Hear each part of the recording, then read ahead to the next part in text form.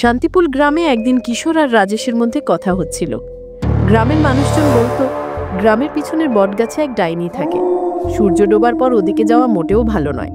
এই যে রাজেশ, কাঠ কাটতে ওই দিকে কেন যাচ্ছ? তুমি জানো না নাকি? সবাই বলে ওদিকে একটা ডাইনি থাকে। ভাইয়া, সূর্য ডোবার পর ওদিক যাওয়া মোটেও ভালো নয়। আচ্ছা, একটা কথা বলো তো, তোমরা কেউ কখনো ওই ডাইনিকে চোখে দেখেছো? না, চোখে তো দেখিনি, কিন্তু অদ্ভুত অদ্ভুত শব্দ শোনা যায় ওখান থেকে। ওরে, আমি এসব মানি না রে কিশোর ভাই। রাগ করো না, কিন্তু আমাকে যেতেই হবে। যদি না যাই তাহলে আমার বাচ্চা আর স্ত্রীকে আজ রাতে না খেয়ে ঘুমোতে হবে। একথা বলে রাজেশ শুকনো কাঠ আনতে গ্রামটার পিছনের জঙ্গলে চলে গেল। সে যখন কাঠ তুলছিল, হঠাৎ কান্নার শব্দ কানে এলো। এই কান্নার আওয়াজটা কোথা থেকে আসছে?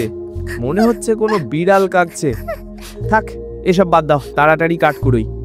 কিছুক্ষণ পর আবার শব্দ এলো। এবার স্পষ্ট হলো আওয়াজটা গ্রামের পিছনের বট গাছের দিক থেকে আসছে। কে ওখানে বসে কাঁদছো? কোনো অসুবিধা আছে নাকি? বলো, আমি সাহায্য করব। একা একা বসে থাকাটা মোটেও ভালো নয়।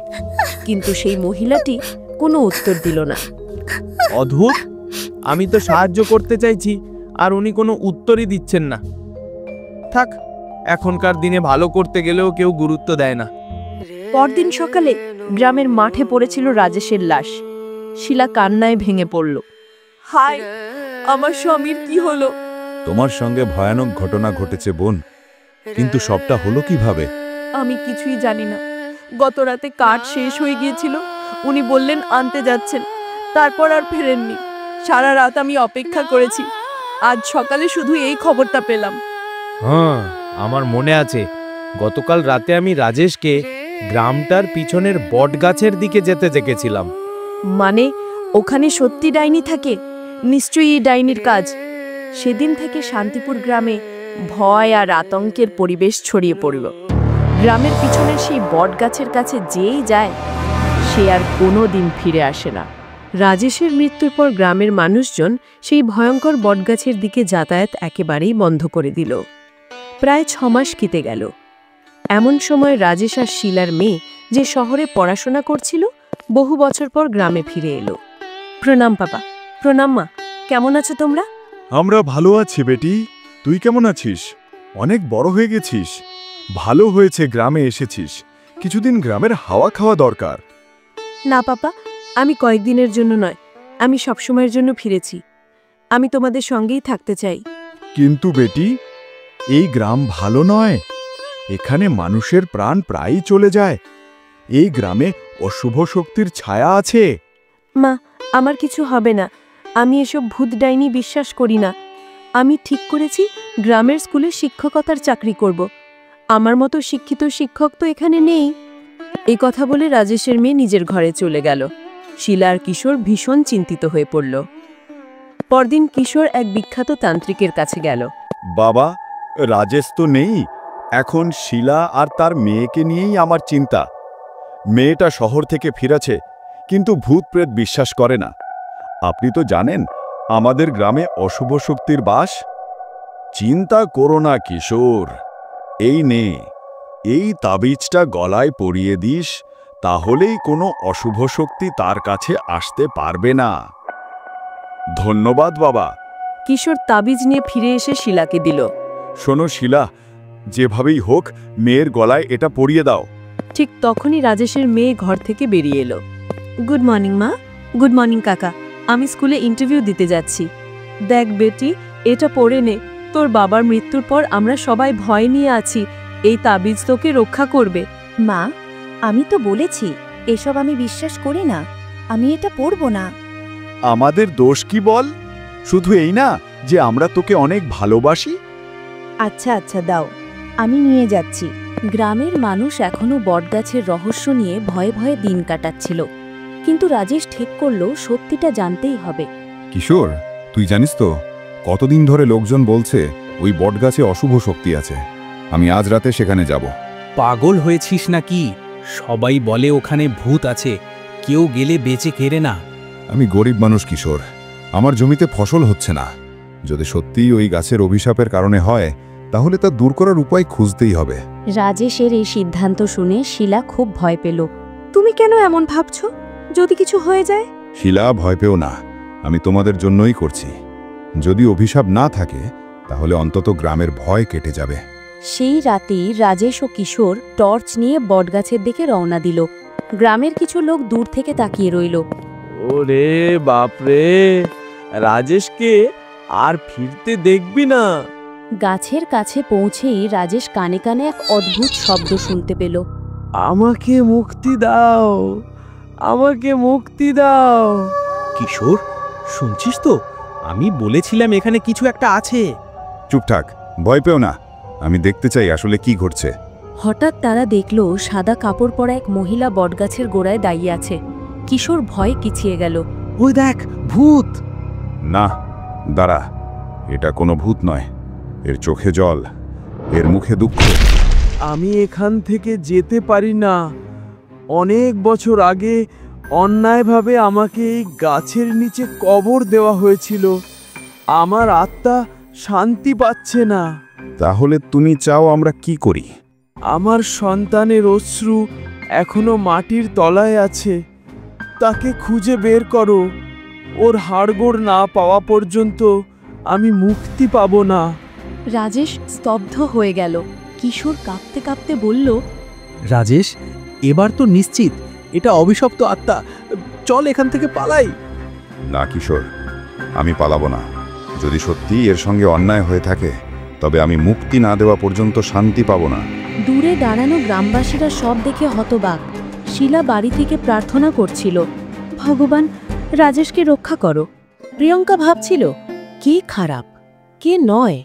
আমাদের খাবারে কেউ কি বিষ ঢেলে দিতে পারে কিনা? নিজের সন্দেহজনক মনের কথা ভেবে সে বলল, এ ধরনের কিছু আমার মাথায় আসতেই পারবে না। এরপর প্রিয়ঙ্কা সেখান থেকে চলে যায়। সেই রাতে অজানা কারণে ওই মহিলা মুখ্যা এবং তার স্ত্রী ঘরে প্রিয়ঙ্কা লুকিয়ে দেখছিল। ঠিক তখনই প্রিয়ঙ্কা সেখানে হাজির হয়। হায়, তুমি এখানে কি করছো? আমি দেখার জন্য এসেছি যে মালকিন রাতের দুধ নিয়েছেন কিনা। এই বলে মহিলা সেখান থেকে চলে যায়। কিছুদিন এরকম চলতে থাকে। অমাবস্যার রাত, যেটি সবচেয়ে কালো হয়, সেই রাতে মুখ্যার বাড়িতে একটি অদ্ভুত ঘটনা ঘটে। মা, মা, এই রক্ত কোথা থেকে এলো? পুরো ঘরে ছড়িয়ে আছে। হে ভগবান, অমাবস্যার রাতেই বাড়িতে রক্ত! এটা মোটেই ভালো সংকেত নয়। সবাই চারপাশে তাকাতে লাগলো। তখন তাদের চোখ পড়ল কিচেনে বসে থাকা মহিলার দিকে, যার হাতে এমন একটি বিড়াল ছিল যার মাথা নেই। তুমি কি করছো? তুমি কি বিড়ালকে মেরে ফেলেছো? মালিক, বিড়াল কিচেনের জিনিসগুলো নষ্ট করছিল, তাই আমি ধরে তার গলা মেরেছি।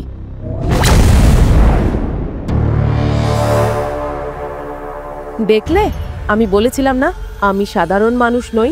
প্রথম থেকেই আমার স্পর্শ ক্ষমতা আছে। আমি সাধারণ মানুষ নই, আমি হলো খোঁড়। আপনি আমাকে চিনতে পারলেন না মালিক? আমি আপনার লাকারানি, আমি শান্তি। প্রিয়ঙ্কা চুড়াইল দেখে খুবই ভয় পেল। তবে মুখ্যা এবং সাধনার শরীর অজানা কারণে হলুদ হয়ে গিয়েছিল। কিছু লোক যারা হভেলির বাইরে যাচ্ছিল প্রিয়ঙ্কার চিৎকার শুনল, কেউ বাঁচাও, কেউ বাঁচাও, আমরা সাহায্য করতে চাই। তারা ভিতরে ঢুকে চুড়াইলকে দেখল এবং হতবাক হয়ে রইল। আরে ভাইয়া, চলে যাও, না হলে এই চুড়াইল আমাদের মেরে দেবে। আরে ভাইয়া, রাম রাম। আজ পর্যন্ত তুমি শুধু চুড়াইলের কথা শুনেছো, এবার দেখেও নিল তো? সবাই চারপাশে হতবাক হয়ে রইল। তারা ভয় পেয়ে ভগবানকে স্মরণ করতে লাগলো। হনুমানকে মনে করো। জয় বজরঙ্গবলী, জয় হনুমান, জয় বজরঙ্গবলী, জয় হনুমান। তারা দুজনে সেই স্থান থেকে চলে যায়। দুইজনের চলে যাওয়ার পর অন্যদিকে কি ঘটল? তুমি কি ভেবেছিলে আমি কখনো ফিরব না? না, যতক্ষণ না আমি তোমাদের দুজনের কাছে আমার মৃত্যুর বদলা নিই, ততক্ষণ আমার আত্মা শান্তি পাবে না। বদলা? কোন বদলা? মুখ্যা এবং সাধনা, যারা ভয়ে হতবিহ্বল ছিল, কিছু বলতে পারছিল না। তাদের ঘামের ফোঁটা গড়িয়ে পড়ছিল। আমি বলছি, আজ থেকে 20 বছর আগে মুখ্যার এই মহিলা আমাকে হত্যা করেছিল। কি হত্যা করেছিল? তুমি কি কথা বলছো? আমি ওই নরপিশাচদের বাড়িতে কাজ করতাম, আর ওই স্বামীশীল মানুষ সব সময় আমার ওপর কুনজর রাখত। একদিন মালিক মালিক দুধ নিয়ে এসে বলল, দুধ নিয়ে এসো। হ্যাঁ, তুমি এত পরিশ্রম করো, তবু হাতগুলো এত কোমল কেন? আপনি কি করছেন? আমার হাত ছাড়ুন, আমি বলছি হাত ছাড়ুন। শান্তি, তুমি আমার সামনে এত সাহস দেখাচ্ছ? মুখা শান্তির সঙ্গে জোরপূর্বক আচরণ করে এবং তাকে কিছু বলার সুযোগ দেয় না। শোনো, যদি কিছু সাধনাকে বলো, আমি 1 মিনিটও লাগাবো না তোমাকে কাজ থেকে বের করার জন্য, বুঝলি?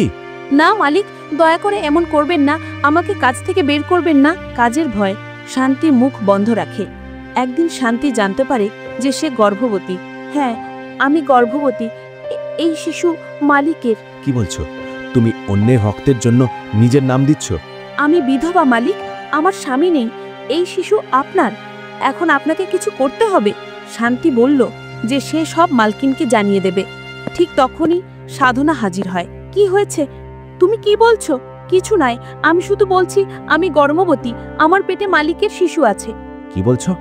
শান্তি কোথা থেকে এইসব বলছে? আমার নাম নষ্ট করছে। তুমি কি আমার স্বামীকে কলঙ্কিত করতে চাও? নিজের অন্ধকার শক্তি লুকানোর জন্য আমার স্বামীর নাম ব্যবহার করছো? আমি সব পুলিশকে জানাবো, অভিযোগ করব, তোমাদের কেউ বাঁচতে পারবে না। শান্তি চলে যাওয়ার চেষ্টা করলো। ঠিক তখন মুখিয়া পিছন থেকে লোহিত তরবারি নিয়ে শান্তির উপর হামলা করে। শান্তি তর্পতে থাকে, মুখিয়া তুমি ঠিক করনি, আমি তোমাদের থেকে আমার মৃত্যুর বদলা নেব। এতক্ষণ বলতে বলতে শান্তি তার প্রাণ ত্যাগ করে। মুখিয়া এবং সাধনা হতবিহ্বল হয়ে রইল। শান্তির লাশকে এক বটগাছের নিচে দাফন করা হয়। সেই থেকে তার আত্মা সেই বটগাছের মধ্যে বাস করতে শুরু করে এবং সঠিক সময়ের অপেক্ষা করতে থাকে। আজ পুরোপুরি সঠিক সময়, আমি তোমাদের দুজনকেই মেরে ফেলবো। আরে সাধনা, আমাকে ছাড়ো, আমার গলাটা ছাড়ো, শ্বাস নিতে সমস্যা হচ্ছে। মা, তুমি কি করছো? পাপাকে ছাড়ো। সাধনা, তুমি কি সত্যি তোমার স্বামীকেই মারছো? সাধনা তার স্বামীকে মারছিল। আপনি কি করছেন? মাকে ছাড়ুন। কেন? এই দুজন আমার প্রতি কোনো করুণা দেখায়নি। আমার শিশু যেটি এই পৃথিবীতে এসেছিল না, তাকেও হত্যা করা হয়েছে। যদি আজ আমার শিশু বেঁচে থাকতো, সে তোমাদের সমান হতো। সাধনা তার পেটে ছুরি বসায় এবং রক্ত ঝরে পড়ে। মা, তুমি আমার মা বাবাকে মারছো, আমাকেও মারো, আমি বেঁচে থাকতে চাই না। বেঁচে থাকার আর কোনো মানে রাখে না। চূড়াইল শান্তা সাধনার শরীর থেকে বের হয়ে আসে। সে প্রিয়াঙ্কাকে হত্যা করতে ছুরি তুলে ধরল। রূপী চূড়াইল, তুমি এটা ঠিক করছো না। তুমি তোমার বদলা পেয়েছো, এখন তুমি এই শিশুকে কিছু করতে পারবে না। এই শিশুর কোনো দোষ নেই। আমি কাউকেই বাঁচাবো না, মুখার খাদান ধ্বংস করব। না, তুমি তা করতে পারবে না। আমি তোমাকে মুক্তি দিতে সাহায্য করব। তান্ত্রিক চূড়াইলকে বোতলে বন্দি করে নিয়ে যায়। গ্রামের লোকেরা প্রিয়াঙ্কাকে সমর্থন দেয়, তাকে উঠে দাঁড় করায় এবং সান্ত্বনা দেয়। প্রিয়াঙ্কা ভীষণ কষ্ট অনুভব করে। এবার তার মা বাবা এই পৃথিবীতে নেই। প্রিয়াঙ্কা অরক্ষিত শিশুদের পড়ানো শুরু করে। গ্রামের লোকেরা চূড়াইলের ভয় ছাড়ে এবং সবাই আনন্দের সঙ্গে জীবন কাটাতে থাকে।